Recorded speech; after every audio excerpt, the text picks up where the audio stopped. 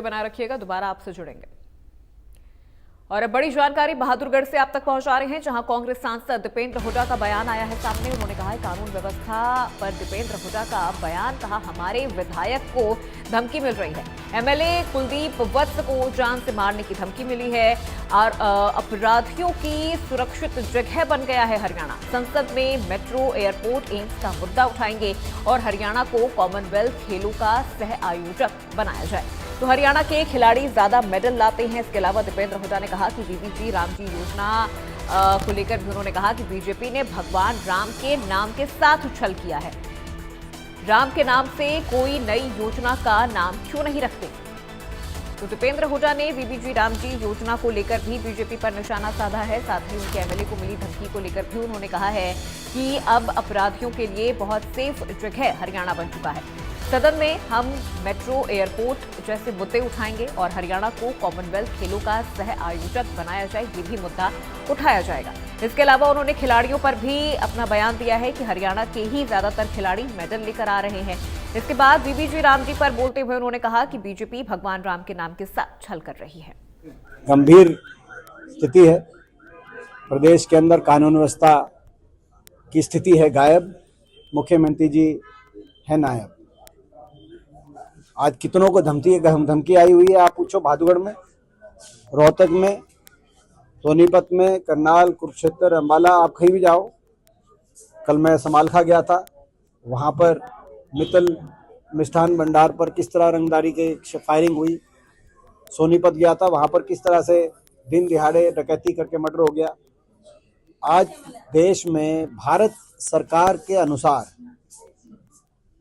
हरियाणा सबसे असुरक्षित प्रदेश बन गया। मैंने कल भी एक बात कही थी, यूपी के बड़े बड़े बदमाशों का अड्डा बन गया हरियाणा। एनसीआर दिल्ली के बड़े बड़े गैंगस्टरों का कार्यक्षेत्र बन गया हरियाणा।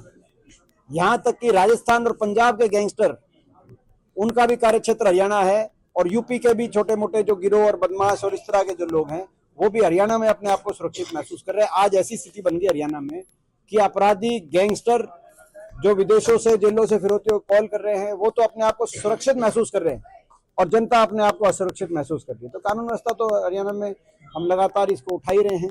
और हम क्या उठा रहे हैं, भारत सरकार भी तो लगातार वार्निंग दे रही है, प्रदेश सरकारों की सबसे असुरक्षित प्रदेश बन गया। अगर हमारे विधायकों को कॉल आए, कॉल्स आ रही है, पहले भी आ रही हैं, डॉक्टरों को कॉल आ रही है, कौन से शहर में आप बताओ डॉक्टर, उद्योगपतियों को कॉल आ रही है, व्यापारियों को कॉल आ रही है। आप जो है पलायन हो रहा है, व्यापारी पलायन कर रहा है, डॉक्टर पलायन कर रहे हैं। मैं आपको नाम की सूची कईयों को तो आपको ही पता है, नहीं देना चाहते हम, क्योंकि फिर वो बेचारे और ज्यादा, लेकिन कई आपको पता है किस तरह की क्या स्थिति चल रही है। तो ये बजट में, पिछले बजट में जो मांग करी थी, उससे पिछले बजट में मांग करी थी, हम तो अपनी जो है क्षेत्र से जुड़ी हुई मांगों को इस सरकार के सामने रखते रहेंगे। दुर्भाग्य की बात यह है कि ये पूरी तरीके से हरियाणा के हितों को दरकिनार किया गया है इस भाजपा की केंद्र सरकार की, जहां तक मैं बात करूं। और हरियाणा सरकार ने कभी कोई अपने हितों को लेकर केंद्र सरकार से मजबूती से पैरवी नहीं करी। 12 साल हो गए, जो मेट्रो 88 किलोमीटर हरियाणा के अंदर कांग्रेस की हुड्डा सरकार ने बनाने का काम किया था, वहां एक खंबा मेट्रो का नहीं बना। 12 साल नया मेट्रो का खंबा, 1 इंच मेट्रो में विस्तार नहीं हुआ। केंद्र सरकार से ना मांगे, हमने जब 88 किलोमीटर बनवा दी थी, आप कम से कम 1 किलोमीटर नहीं, आधा किलोमीटर नहीं, 100 मीटर नहीं, 1 मीटर को एक खंबा कहीं तो दिखाओ। 12 साल में मेट्रो आगे जानी थी, उसकी हम मांग रखेंगे। एयरपोर्ट आना था मैम के अंदर, वो चला गया, एयरपोर्ट नोएडा में चला गया। हरियाणा सरकार को कोई परवाह नहीं, उसका नुकसान हुआ कितना। एम्स बाड़सा के अंदर 10 बड़े संस्थान आनी थी, वो जो 10 बड़ी मेडिकल के संस्थान आनी थी वो आए, हम उसकी भी मांग रखेंगे। हरियाणा वेल्थ खेल में हमारे देश को मेजबानी का अवसर मिला, कॉमनवेल्थ और ओलंपिक में भी मिलेगा, 2030 कॉमनवेल्थ और 2036 ओलंपिक।